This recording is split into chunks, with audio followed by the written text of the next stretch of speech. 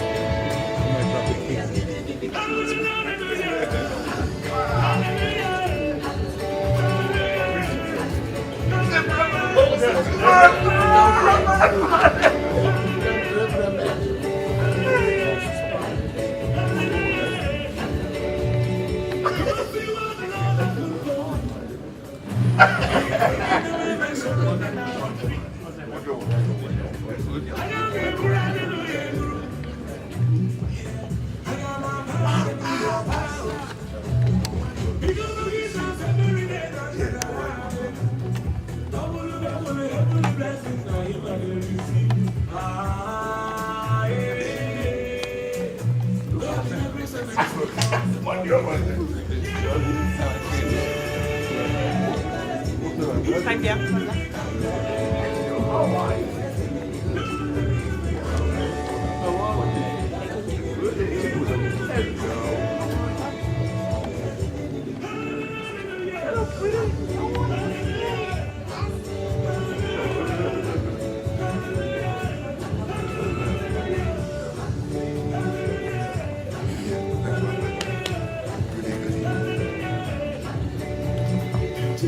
The hall is not full, eh? No problem. Nice to see you. Nice to see you, man. Passa! No, good to see you.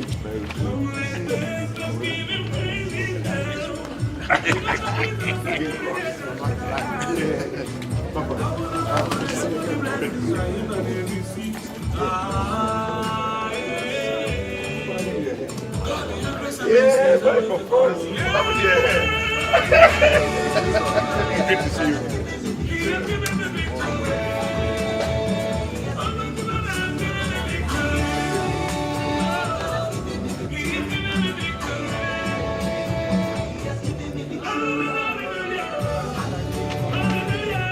Hello, honey. How are you?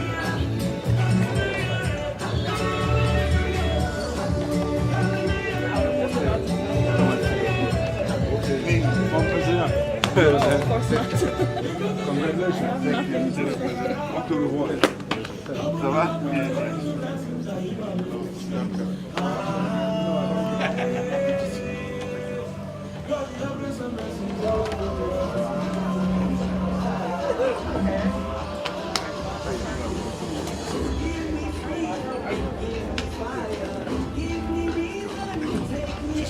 Ça va bien? Ah, different man.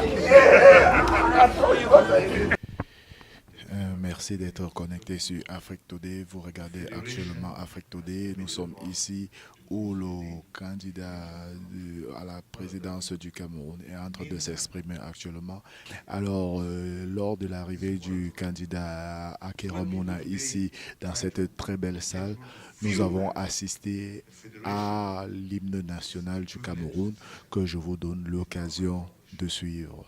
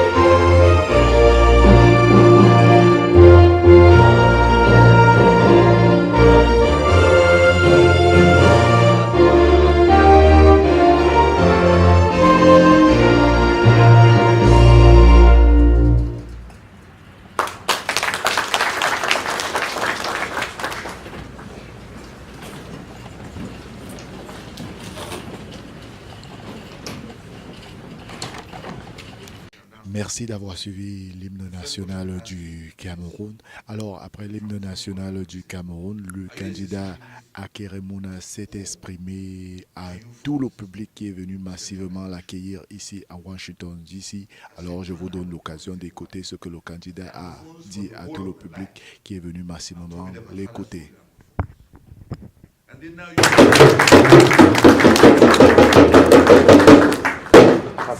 Thank you, Joe. Firstly, good evening, everybody. Good evening! Good evening! Good evening! Good evening. Thank you very much. When I was in DC, I went to school here in DC, and when I left, I was staying in a flat at 614 Longfellow Street. Apartment 201. And when I left the flat, Joe took the flat. It was 745. But he had just come to DC 1 year before. Then he had, in those days we had tape recorders. And he had one that had all the Maposas and the Congolese music. And it doesn't matter where he was, he had one of those sporty Volkswagen, they call them Come On Gear or what was that, I can't remember. And he used to have one. And he used to have that recorder in the back of the car. Everywhere he went, that's all he played.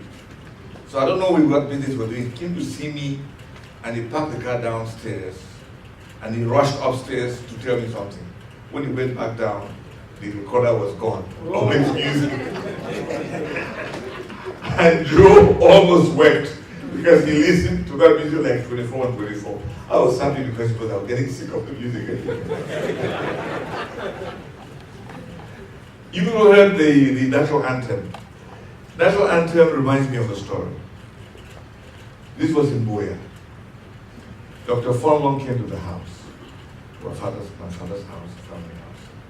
He said, "Excuse me, sir." Papa said, "What?" "This is what they have asked you to translate." Papa said, "What?" He said, "The national anthem. Some lines I don't understand." Papa said, "What?" They read 2 lines that said Barbary and Sobadiri and stuff like that. He said, "I cannot translate it into English. We cannot sing this thing about coming out of savagery and barbarism and stuff like that." Because you know the old French version had, you know, peu à peu tu sors de la sauvagerie, autrefois tu vécu dans la barbarie and stuff like that. You know, before we were barbarians, so we're not coming out of savagehood and stuff like that. And they actually sang that to 1972. So Dr. Fonlong told my father, "So we cannot sing this thing in English." My father said, "Are you sure that's why we didn't know French then?" He read it and translated. That's what it is saying. Show the dictionary. My father said, "Amazing." And that's why you have the French version different from the English version. It's only, I think, in 1970 that the Parliament passed a law changing the words of the French version. But since independence, the English version has never changed. And that is a very important thing to know about our history. Because we have never really changed, have we? There you go, we haven't really changed. Well, so coming to DC, to me, I just told the story about Joe because there's an emotional bond, because this is where I went to school. I did the first degree at AU in SIS. Then I had illusions about becoming a diplomat and stuff like that. Then I'm happy I changed because, you know, I just said, you know, my father is in politics. I'm going to go somewhere, someone else mess me up because I have a problem with my father. Soon I should become a lawyer. And I'll be self-employed, I can do my own thing. And I think it's the right decision because when I was in Houston, somebody said, "Well, you're a Mona." And a mango doesn't fall very far from the tree. So I said, "Well, it's good for you, but me, I'm not a mango." So seriously, what I'll try and do very quickly is talk to you about myself, what I do, and why I've decided to engage in this battle. And then afterwards we'll have a conversation. That's the most important thing. I think it's important for you to get to know me, listen to me, so we can exchange, so you can know exactly what I'm about. But the biggest problem I have is that those who write and talk about me are those who know the least about me. Those who haven't even met me There are those who write and talk about it. So I think it's important for us to be able to have that platform. The second thing is, the role you guys have to play as opinion leaders back home is critical this year. It is critical. Because the kind of window we have this year in the elections we never had before. Never ever had before. Where you have a majority of Francophones saying, you know what, certain things are not right, and maybe they can be done differently. And if we lose this opportunity, when for the first time, or in a larger number than before, we have Francophones who are listening to us, who would have lost an opportunity. So as I was saying, I left the US and went to London to do my bar exams. I was among the first crop of lawyers who learned EEC law of the European Economic Community, as it was called then. That's what I learned as one of the subjects. I was called to bar in 78, and I was getting ready to go to Brussels to get a job because I was more or less bilingual, and I thought if I went there, as the first crop of lawyers who were trained in EEC law, I'd have a chance. So I said that the best thing for me to do is to go to Belgium. So I called my father and said, well, I've been called to the bar and I want to go to Belgium. He said, go to where? I said, Belgium. He said, no, you're not going to no Belgium, you're coming back home. I said, but he said, there's no but about it. It is where at home, that's where things are happening. You have to come back home. So within 1 month, I was all packed and I went back home. I did my file, put my documents together, put all the fiscal stamps on it, and went to see the director of legal professions. My file in my hand. I knocked on the door, saw the secretary, I sat down, waited for 1 hour, then I walked in. This guy was sitting on his desk, huge desk, full of files. He said, "Qu'est-ce que vous voulez?" I said, I'm coming to put my files to be a lawyer. He looked at me and said, "Favor." I give him my file.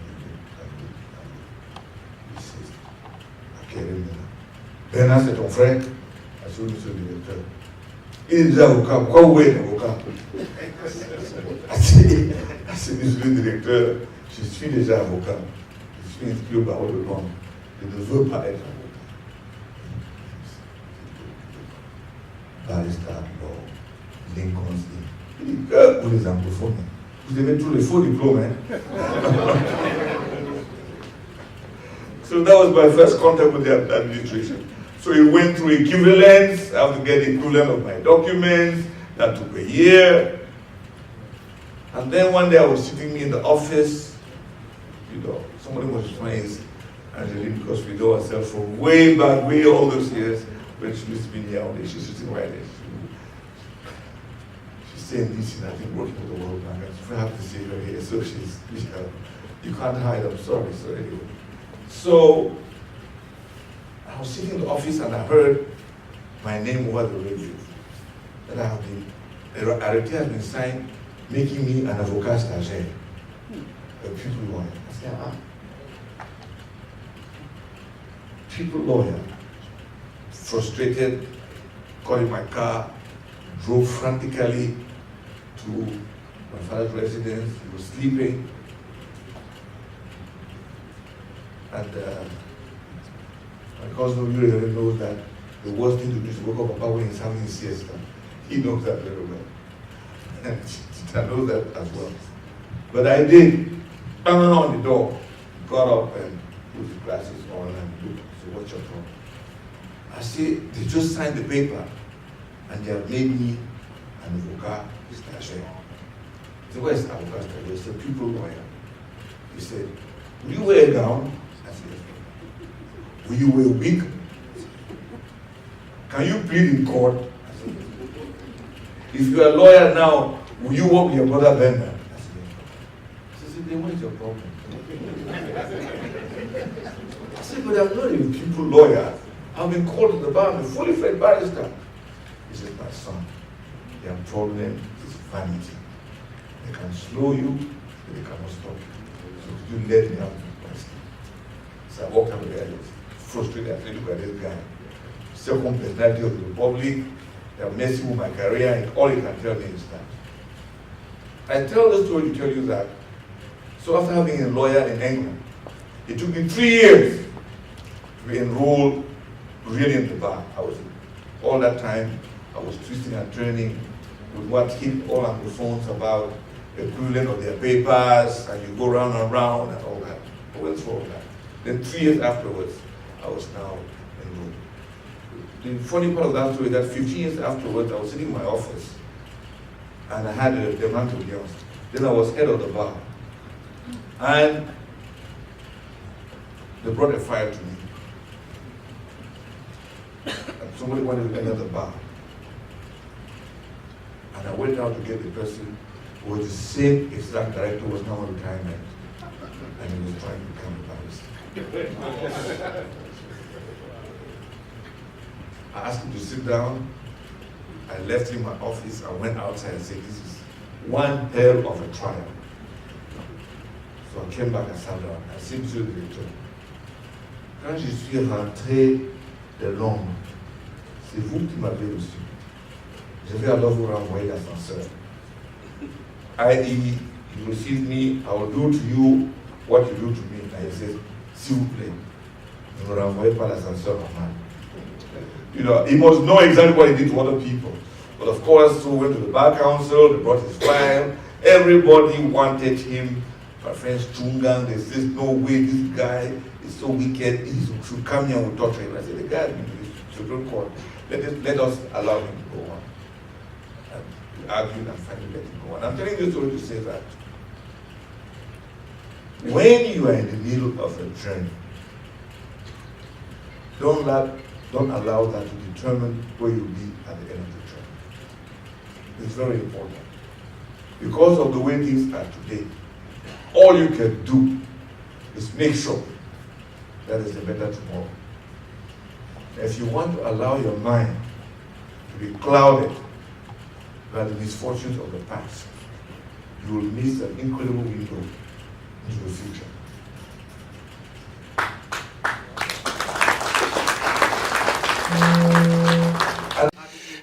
Merci d'être connecté sur Afrique Today. Après ce discours, alors c'était la fin de cette soirée. Et cette soirée qui s'est vraiment terminée très très belle. Et Afrique Today était ici sur les places. Alors vous qui nous regardez actuellement depuis le Cameroun, je vous rappelle que vous pouvez télécharger notre application Afrique Today, Android et iPhone. Alors, nous sommes en direct sur 4 plateformes, Facebook, YouTube et Twitter, et dans notre website www.africtoday.com.